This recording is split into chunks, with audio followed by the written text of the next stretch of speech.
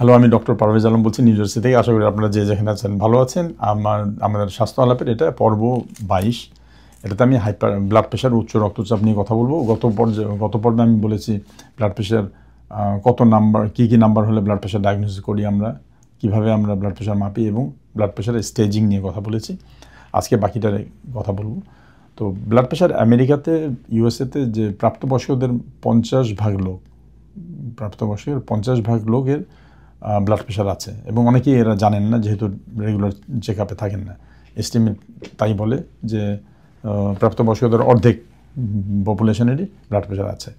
আর বাচ্চাদেরও ব্লাড প্রেশারের হার বেড়ে যাচ্ছে দিন দিন। তো এটা খুব দুঃখজনক ব্যাপার আর কি। আর যাদের ব্লাড প্রেশার আছেও তাদের মধ্যে দেখা গেলো 25%, মানে 1/4, তাদের ব্লাড প্রেশারটা কন্ট্রোলে আছে পুরাটা, এবং টার্গেট ব্লাড প্রেশার যেটা আমরা বলি যে ট্রিটমেন্ট করে টার্গেট, সেটাতে অনলি 25%। তো খুবই এখানে দুঃখজনক ব্যাপার আর কি ব্লাড প্রেশারের অবস্থাটা। দেশেও এর চেয়ে ব্যাপারটা ভালো বলে আমি মনে করি না। তো এখন আসা যাক ব্লাড প্রেশারের কী টাইপের ব্লাড প্রেশার আছে। ব্লাড প্রেশার সাধারণত দুভাগে ভাগ করা হয়। একটা হলো গিয়ে প্রাইমারি বা এসেনশিয়াল হাইপারটেনশন, সেটা 90 থেকে 95% এই গ্রুপে পড়ে। প্রাইমারি আর এসেনশিয়াল হাইপারটেনশনের কজটা, যেটা কেন হয়, কীভাবে হয়, মেকানিজমটা খুব কিন্তু আমরা এখনও বুঝে উঠতে পারি নাই। যদিও নতুন নতুন তথ্য আসছে, এখন আমি একটু পরে বলবো সেটা নিয়ে, কিন্তু মোটামুটি আমরা খুব একটা ডেফিনেটলি আমরা বলতে পারি না কীভাবে শুরু হচ্ছে।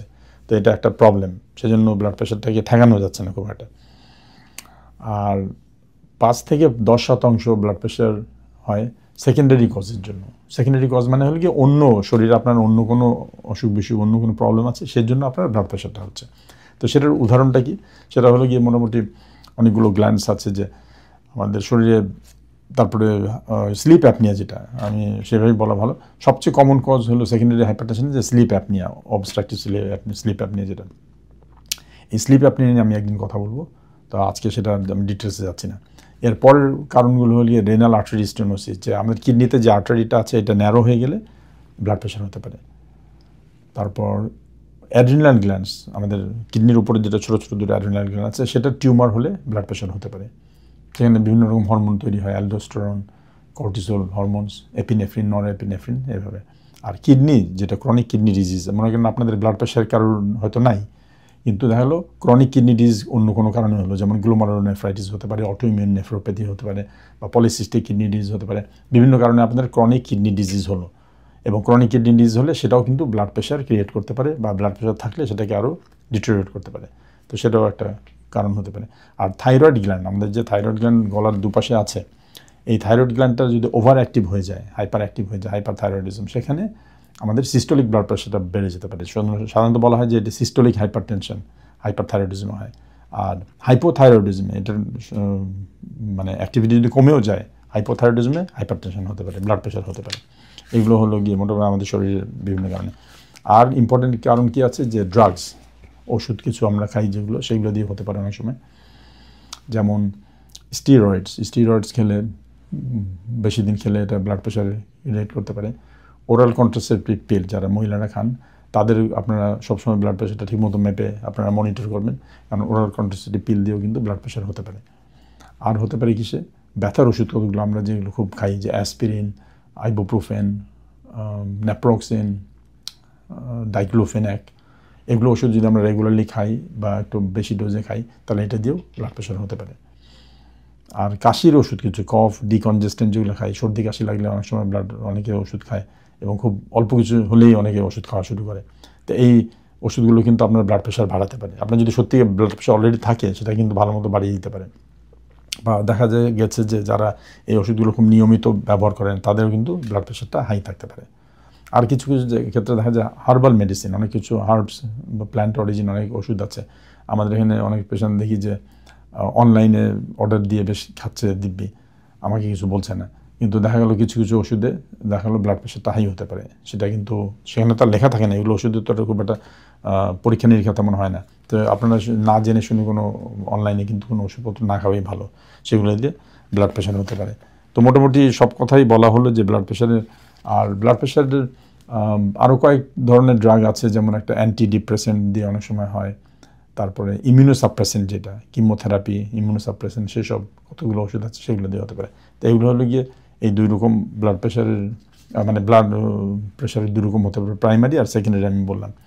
এরপরে আরও দুটো নির্দিষ্ট ব্লাড প্রেশারের টাইপ আছে, একটা হলো হোয়াইট কোট হাইপারটেনশন বলে, আরটা হলো গিয়ে মাস্কড হাইপারটেনশন।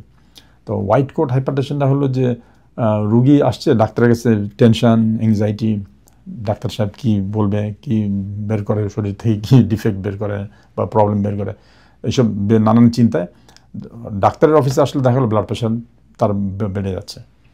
কিন্তু সে যদি বাসায় তার মাপছে বা অ্যাম্বুলেটরি হোম মনিটরিং করছে, দেখা হলো ব্লাড প্রেশার নর্মাল। তো আমার বেশ কিছু পেশেন্ট এরকম পাই যে তার বাসায় থাকলে ব্লাড প্রেশার নর্মাল, কিন্তু আমার এখানে আসলে বেড়ে যাচ্ছে। এটা হোয়াইট কোট হাইপারটেনশন বলে। আগে তো হোয়াইট কোট পড়তে হতো, আমেরিকাতে হোয়াইট কোটের কোনো বাড়াই নেই, হসপিটালে হয়তো হোয়াইট কোট কিছু পড়ে, তো সেটা একটা হতে পারে হোয়াইট কোট হাইপারটেনশন। ট্রিটমেন্টের সময় বলবো যে হোয়াইট কোট হাইপারটেনশনও কিন্তু ট্রিটমেন্ট করতে হয়, আগে আমরা এটা উড়িয়ে দিতাম কিছু না বলে, কিন্তু এটা ইম্পর্টেন্ট। আরেকটা আছে masked hypertension, mask MASKED, must মানে মুখোশ যেটা বলে, যে এই মাস্কড হাইপারটেনশন এই জন্য নাম হয়েছে যে অফিসে যখন পেশেন্ট আসে, আমার 3টা পেশেন্টের কিন্তু এরকম আছে মাস্কড হাইপারটেনশন, তারা আমার কাছে যখন আসে ব্লাড প্রেশার নর্মাল,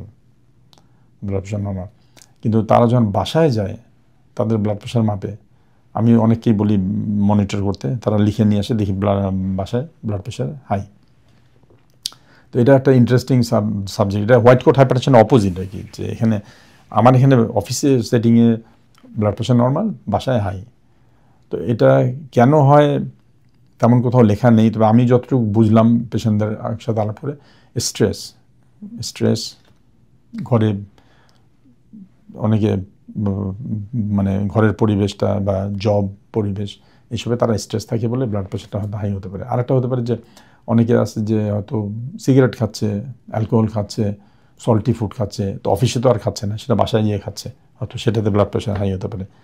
তো যাই হোক, যে কারণেই হোক মাস্কড হাইপারটেনশনও একটা ট্রিটেবল কন্ডিশন, কিন্তু এগুলোর ডায়াগনোসিস কিন্তু হোয়াইট কোট হাইপারটেনশন আর মাস্কড হাইপারটেনশনের ডায়াগনোসিসটা করতে হবে হোম মনিটরিং করে, মানে বাসায় আপনারা আপনাদের ব্লাড প্রেশারটা চেক করবেন, বা অ্যাম্বুলেটরি বিপি মনিটরিং যদি করতে পারেন সেটা করলে আরও ভালো, এইভাবে ডায়াগনোসিস করা হবে। তো এই হলো গিয়ে আরও দুটো ব্লাড প্রেশারের মানে টাইপ আর কি, যেটা প্রাইমারি সেকেন্ডারি হলো white coat hypertension, masked hypertension গেল। এখন ব্লাড প্রেশারটা একটা প্রোগ্রেসিভ ডিজিজ, এটা একটা নতুন কনসেপ্ট হচ্ছে যে এটা একটা প্রোগ্রেসিভ ডিজিজ, এবং এর মধ্যে শরীরে অনেক কিছু প্রসেস চলতে থাকে, যে জিনিসটা আমরা এতদিন জানতাম না, এখন নতুন করে আমরা জানছি এটা। এবং ব্লাড প্রেশার যখন প্রথম শুরু হয় আপনার শরীরে, তখন কিন্তু প্রত্যেক দিন আপনার ব্লাড প্রেশার থাকবে না, মাঝে মাঝে হবে, মাঝে মাঝে হবে না। সে অনেক সময় যখন আপনি নেবেন দেখবেন নর্মাল, বোঝা যাচ্ছে না, কিন্তু অন্য সময় এটা থাকবে, কিছুদিন থাকবে, কিছুদিন থাকবে না। তারপর আস্তে আস্তে আস্তে শরীরে প্রায় প্রতিদিনই দেখা গেল ব্লাড প্রেশার বেড়ে গেছে, এবং এটা একটা পার্মানেন্ট পজিশনে চলে গেল। তো সেই পর্যায়টা যায়। আচ্ছা, ওই পর্যায়ে এখন নতুন যেগুলো তথ্য আসছে, যে ব্লাড প্রেশারটার শরীরে আমাদের কি কি চেঞ্জ হতে থাকে এবং কে কিভাবে ব্লাড প্রেশারটা করে।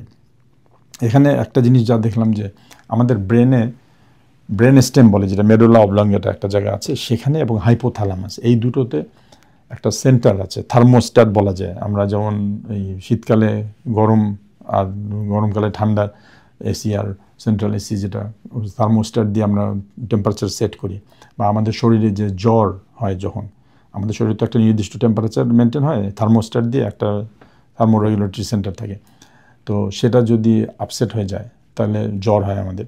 তো একইভাবে দেখা গেছে যে প্রত্যেকটা বডিতে আপনাদের প্রত্যেকের একটা সেট পয়েন্ট আছে আপনাদের ব্লাড প্রেশারের, এবং সেটা বিভিন্ন প্রসেসে বিভিন্নভাবে প্রবলেমে এই সেট পয়েন্টটা আপ রেগুলেটেড হয়ে যায়। আপনার মনে করেন আপনার blood pressure normal set point ছিল, আপনি জন্মেছেন, অ্যাডাল্ট হলে 130/70 হলো বা 120/60 ছিল, কিন্তু এই যে ব্লাড প্রেশারের প্রসেস যেটা অ্যাবনর্মালি শুরু হবে, তখন এই সেট পয়েন্টটাকে ব্রেনে কিন্তু হাই করে দেয়, ব্রেন তখন হাই করে রেখে দেবে। তখন মনে করেন ব্রেন 150/90 করে দিল, তার মানে তখন কিন্তু আপনার শরীরের সমস্ত অর্গ্যানস এবং ব্রেন চাবে আপনার ব্লাড প্রেশারটা যাতে 150/90 থাক। এটা মানে একটা সেট পয়েন্টটাকে উপরে করে দিল কিন্তু এটা। তো এইটা একটা ইম্পর্টেন্ট জিনিস, যেটা আমরা মনে হয় আমাদেরকে বুঝলে আমরা বুঝতে পারবো যে আমাদের কি এইভাবে সায়েন্টিস্টরা বের করেছে যে আন্ডারলাইন কতগুলো প্রসেস চলতে থাকে ব্লাড প্রেশারে। যেমন একটা হলো গিয়ে শরীরে একটা লো গ্রেড ইনফ্লামেশন চলতে থাকে, মেটাফ্লামেশন বলে। আর একটা দেখা গেছে যে আমাদের শরীরে যে ইমিউন সিস্টেমটা যেটা আছে, এই ইমিউন সিস্টেমের কতগুলো সেলস, টি সেলস, ম্যাক্রোফেজেস, এগুলো ওভার অ্যাক্টিভেটেড হয়ে যায় এবং ওভার অ্যাক্টিভেটেড হয়ে কতগুলো কেমিক্যাল মলিকিউলস তৈরি করে যেগুলো কিন্তু অর্গ্যান ড্যামেজ করতে পারে। আর মেটা ইনফ্লামেশন সেও কিন্তু আমাদের অর্গ্যান ড্যামেজ করতে পারে। আর একটা হলো অক্সিডেটিভ স্ট্রেস বলে, যেটা ফ্রি র্যাডিক্যালস। আমাদের শরীরে বিভিন্ন কেমিক্যাল রিয়াকশানে অনেক ফ্রি র্যাডিক্যালস তৈরি হয় এবং এরা ক্ষতিজনক এবং এরা ড্যামেজ করে, সেলকে ড্যামেজ করে।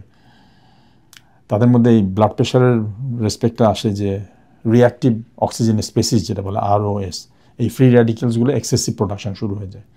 আমাদের বডিতে সাধারণত অ্যান্টি অক্সিডেন্ট, যেটা এটার অপোজিটে কাজ করার জন্য, এটাকে নিউট্রালাইজ করার জন্য কিন্তু আমাদের অ্যান্টি অক্সিডেন্ট অনেক বডিতে আমরা প্রডিউস করি। কিন্তু যাদের ব্লাড প্রেশার আছে আপনারা বেশি বেশি এক্সেসিভ ফ্রি র্যাডিক্যালসগুলো তৈরি করে, সেজন্য অ্যান্টি অক্সিডেন্ট ওটাকে নিউট্রালাইজ করতে পারে না। সেজন্য শুনে থাকবেন যে অনেক ভাইটামিনস, ভেজিটেবলস, ফ্রুটস এগুলো ভালো জিনিস, অ্যান্টি অক্সিডেন্ট ওটা আমরা অ্যাডিশন দিতে পারি, আমরা ওটা সাপ্লিমেন্ট খেতে পারি। তো সেই ফ্রি র্যাডিক্যাল দিয়ে যে রিঅ্যাক্টিভ অক্সিজেন স্পিসিস দিয়ে যে বডি ড্যামেজ হয়, সেটা দিয়েও বিভিন্ন অর্গান ড্যামেজ হতে পারে। আর ব্লাড প্রেশারের তো আমরা জানি যে প্রেশার দিয়ে ড্যামেজ হয়। সারা জীবন কিন্তু আমরা পড়াশোনা করার সময় আমরা সেটাই জেনেছি যে ব্লাড প্রেশার হাই হয়ে গেলে প্রেশার বাড়বে, কিডনি, চোখ, ব্রেন, হার্ট সব জায়গায় প্রেশার ক্রিয়েট করে সেই অর্গানগুলোকে ড্যামেজ করবে। সেটা তো হিমোডাইনামিক প্রেশার যেটা বলে। কিন্তু এখন দেখা যাচ্ছে যে আধুনিক যে নতুন নতুন তথ্য বেরিয়ে আসছে যে এই হিমোডাইনামিক প্রেশারটা একটা 5-6টা মেকানিজমের মধ্যে একটা মেকানিজম যেটা দিয়ে অর্গান ড্যামেজ হচ্ছে। সেজন্য দেখা গেছে যে যাদের ব্লাড প্রেশার আছে তাদের দেখা গেলো ব্লাড প্রেশারের ওষুধ সে খাচ্ছে, নাম্বারটা নর্মালে রাখছে, তবুও দেখা যাচ্ছে তার রিস্ক অফ কমপ্লিকেশানস হচ্ছে। যেমন কিডনি ফেলিওর হচ্ছে, দেখা গেলো ব্লাড প্রেশার মোটামুটি কন্ট্রোল ছিল কিন্তু কিডনি ফেলিওর হচ্ছে, বা স্ট্রোক হচ্ছে, হার্ট অ্যাটাক হচ্ছে, ব্লাড প্রেশার নর্মাল। তো সেখানে বলে যে এই অন্যান্য মেকানিজম যেগুলো সেগুলো দিয়ে ওই ড্যামেজগুলো হচ্ছে। সেজন্য আপনাদের ব্লাড প্রেশার হলে কিন্তু খালি জাস্ট ওষুধ খেয়ে কোনো মতে নাম্বারটা কি ঠিক রাখলেই চলবে না। আন্ডারলাইন যে প্রসেসগুলো বললাম যেগুলো, এই প্রসেসগুলোর কে অ্যাড্রেস করতে হবে। এই জন্য আজকাল সায়েন্টিস্টরা বের করতে চাচ্ছে যে ওষুধগুলো যে আমরা আজকাল ব্লাড প্রেশার যে ওষুধ খাই গেলে জাস্ট নাম্বারটা কমে, অ্যান্ড দেখা যাচ্ছে তার কমপ্লিকেশানসগুলো অত বেশি ঠেকানো যাচ্ছে না। সেজন্য সায়েন্টিস্টরা এখন চেষ্টা করছে যে ওষুধগুলো বের করতে, যে ওই আন্ডারলাইং প্রসেস যেটা বললাম, ইমিউনো ইনফ্লামেশনস, মেটা ইনফ্লামেশনস, অক্সিডেটিভ স্ট্রেস, তারপরে আরেকটা আছে যে কিডনিতে কতগুলো হরমোন সিস্টেমটা হাইপার অ্যাক্টিভেটেড হয়ে যায়, রেনিন, অ্যাঞ্জিওটেনসিন, অ্যালডোস্টেরন সিস্টেম যেটা আছে, এই সিস্টেমটা ওভার অ্যাক্টিভ স্টিমুলেশন হয়ে যায় এবং সেখানে হলেও সেটা কিডনি ড্যামেজ বা অন্যান্য অর্গানে ড্যামেজ করতে পারে। তো এই জিনিসগুলোর জন্য কতগুলো মানে ওষুধ ওরা চাচ্ছে যে বের করতে, যেটা এগুলোকে অ্যাড্রেস করা যায়, তাহলে রুট কজে মানে গোড়াতেই জিনিসটা ধরা গেলে তাদের কমপ্লিকেশনসগুলো অনেক কম হবে এবং ব্লাড প্রেশার যে প্রোগ্রেসিভ ডিজিজটা, ওই ডিজিজটা ওরা বলতে চাচ্ছে আমরা ঠেকাতে পারবো বা প্রসেসটা অনেক স্লো করে ফেলতে পারবো। যেমন ডায়াবেটিস আমি বলেছি আপনাদের, pre diabetes, insulin resistance, pre diabetes, সেখানে যদি আমরা খুব সচেষ্ট হই তাহলে ডায়াবেটিসটাকে ঠেকাতে পারবো বা খুব স্লো করে ফেলতে পারবো, বা হলেও খুব কম হবে বা কমপ্লিকেশন কম হবে। ব্লাড প্রেশারের ব্যাপারটা অনেকটা সেরকমই দেখা যাচ্ছে। এখানে আরেকটা ইন্টারেস্টিং যেটা ব্যাপার হচ্ছে, যেটা আমি নিজেও খুব একটা বেশি জানতাম না, যে ব্লাড প্রেশার, হাইপার টেনশন, যে উচ্চ রক্তচাপ, সেটা কিন্তু একটা আপনার শরীরের ইমিউনিটি কমিয়ে দেয়। এটা একটা ইমিউনো সাপ্রেসড একটা স্টেট ব্লাড প্রেশারের। সেটা আমরা দেখেছি যে কোভিডের সময় কিন্তু দেশে বিদেশে সব জায়গায় যে লোক মারা গেছেন তাদের মধ্যে কিন্তু অধিকাংশই কার্ডিওভাস্কুলার প্রবলেম ছিল, হাইপার টেনশন ছিল, তারা বেশি মারা গেছেন। যাদের ব্লাড প্রেশার ছিল না তারা বেশি কম মারা গেছে। সেজন্য কিন্তু আমাদের এখানে কোভিডের ট্রিটমেন্টের সময় কিন্তু ওই মানে সাজেশন ছিল, রেকমেন্ডেশন ছিল যে যাদের কোমরবিড ফ্যাক্টর থাকে, যেমন ব্লাড প্রেশার একটা কোমরবিড কন্ডিশন, তার মানে এটা কি, তার মানে হলো গিয়ে ইমিউনিটিটা কম, তবে কোভিড ইনফেকশনটা বেশি হতে পারে, তখন কোভিডের অ্যান্টিবায়োটিকটা আমরা দিতাম, এখন দিয়ে থাকি তাদেরকে। তো ব্লাড প্রেশারটা একটা ইমিউনোসাপ্রেসিভ একটা স্টেট, এটা বুঝতে হবে আপনাদেরকে। ব্লাড প্রেশার যে কোনো সিমটম আপনাদের করে না বলে আপনি এটিকে হেলায় ফেলায় করবেন না। এই ব্লাড প্রেশার আপনার ইমিউনিটিটা কমিয়ে রাখে কিন্তু। আর আপনারা একটু পড়াশোনা অনলাইন করে একটু জানলে আপনাদের জন্য ভালো হবে জিনিসটা। আরেকটা জিনিস যেটা চিন্তার ব্যাপার, খুবই উদ্বিগ্নতার ব্যাপার, সেটা হলো গিয়ে ব্লাড প্রেশার যদি আপনার হয়, আপনার কিন্তু ক্যান্সার হওয়ার রিস্কটা বেড়ে যায়। এটাও বেশ নতুন নতুন তথ্যে, নতুন গবেষণায় ভালো মতোই বেরিয়ে আসছে। কী ক্যান্সার বাড়তে পারে ব্লাড প্রেশারে? দেখা গেছে যে কিডনি ক্যান্সার, কিছু রিনাল সেল কার্সিনোমা যেটা বলে, কিডনি ক্যান্সার বাড়ে, কোলোরেক্টাল ক্যান্সার বাড়ে, ব্রেস্ট ক্যান্সার হতে পারে, এন্ডোমেট্রিয়াল ক্যান্সার হতে পারে। এই ক্যান্সারগুলো ব্লাড প্রেশার বাড়ে, তাতে কোনো সন্দেহ নেই। এখন কীভাবে বাড়ে, মেকানিজম কী হয় সেই নিয়ে এখনও গবেষণা হচ্ছে এবং কেমন করে এরা জড়িত সেটা আমি একটু জাস্ট দু একটা এক্সাম্পল দিয়ে আজকের কথা শেষ করব। এক্সাম্পলটা হলো যে ব্লাড প্রেশার হলে যে মেকানিজম যেগুলো বললাম, যে অক্সিডেটিভ স্ট্রেস, মেটাফ্লামেশনস, ইমিউনো ইনফ্লামেশনস, তারপরে রেনিন, অ্যাঞ্জিওটেনসিন, অ্যালডোস্টেরন সিস্টেমের যেটা এই সিস্টেমগুলো যেগুলো আছে, এই সিস্টেমগুলোর সেগুলোও কিন্তু ক্যান্সার করতে পারে, সেলের ড্যামেজ করে, ডিএনএ ড্যামেজ করে, মিউটেশন করে ক্যান্সার করতে পারে, সেটা একটা জিনিস। আরেকটা হলো যে ব্লাড প্রেশারের যে রিস্ক ফ্যাক্টর যেগুলো, কাদের ব্লাড প্রেশার বেশি হয়, যেমন অ্যালকোহল খেলে বেশি হয়, স্মোকারদের জন্য ব্লাড প্রেশার বেশি হয়, যাদের হাঁটা চলা, সেডেন্টারি লাইফস্টাইল, ফিজিক্যাল অ্যাক্টিভিটি নাই, তাদের বেশি হয়, ওভারওয়েট ওবেসিটিতে বেশি হয়, সল্টি ফুড খেলে বেশি হয়। তো ওইসব যেগুলো রিস্ক ফ্যাক্টর সেগুলোও কিন্তু ক্যান্সারের জন্য কমন রিস্ক ফ্যাক্টর, সেজন্য ওরা কানেক্টেড, সেজন্য blood pressure associated with cancer. দেখা গেছে যে ক্যান্সার পেশেন্টদের সবচেয়ে কমন কন্ডিশন ক্যান্সার ছাড়া blood pressure. Most of the স্টাডিজে দেখা গেছে প্রায় 38% of cancer patient suffer hypertension. তার মানে ক্যান্সারের সাথে যদি আপনার আর কোনো ডিজিজ থাকে, সবচেয়ে কমন ডিজিজ থাকবে হাইপারটেনশন। সেই জন্য সায়েন্টিস্টরা বলছে যে হাইপারটেনশন আর ক্যান্সারটা খুবই ওতপ্রোতভাবে জড়িত। হাইপারটেনশন একটা ইমিউনোসাপ্রেসিভ স্ট্যাটাস, এটা আপনার ইমিউনিটি কমিয়ে দেবে। সুতরাং আপনাদের এটা বুঝতে হবে যে আপনার সিমটম নাই, কিচ্ছু নাই, কিন্তু ব্লাড প্রেশার আপনার আছে। কেন আপনি ট্রিটমেন্ট করবেন, কেন আপনার খাদ্যাভ্যাস চেঞ্জ করবেন, কেন লাইফস্টাইল চেঞ্জ করবেন, যাতে আপনার ইমিউনিটিটা আবার নর্মাল থাকে বা বাড়ে, বা আপনার ক্যান্সারের রিস্কটা যাতে কমে যায়। এটা কিন্তু খুব ইম্পর্টেন্ট জিনিস আমি বলে মনে করি, এবং আপনাদের এই মেসেজটাই দেওয়ার জন্য আজকে এই পর্বে আমার কথা বলা, যে আপনারা ব্লাড প্রেশার ট্রিটমেন্ট করবেন জাস্ট ব্লাড প্রেশার নাম্বার কমানোর জন্য না, এটা ওই আপনার ইমিউনিটিটাকে ঠিক করার জন্য এবং ক্যান্সারের রিস্কটা কমানোর জন্য। এবং ব্লাড প্রেশার হলে যে ক্যান্সারের রিস্ক বেড়ে যায় তাতে কোনো সন্দেহ নেই, এটা আমার কথা বলছি না আমি, এটা আধুনিক সব ইনভেস্টিগেশনে সব উঠে আসছে ঠিকমতো। এবং আমরা ব্লাড প্রেশারের রোগীরা যে এত নেগলেক্ট করছে নিজেদেরকে, যেটা বললাম যে 25% টার্গেট ট্রিটমেন্টে আছে যাদের আছে, আর প্রায় 50% অ্যাডাল্টদের হচ্ছে জিনিসটা। কেন হচ্ছে? লাইফস্টাইল অ্যান্ড ফুড হ্যাবিটের জন্য। সেটা জেনেটিক, আপনি এপিজেনেটিক ব্যাপারটা তো থাকবেই, কিন্তু আমাদের যেটা করণীয়, আমরা যেটা চেঞ্জ করতে পারবো সেই জিনিসটা আমাদের করা উচিত। এই জিনিসটাই আজকে বলার মেন আমাদের উদ্দেশ্য ছিল। আচ্ছা, সিমটম সম্বন্ধে একটু বলে নেই, সেটা আমি বলতে আগে বলা হয় নাই।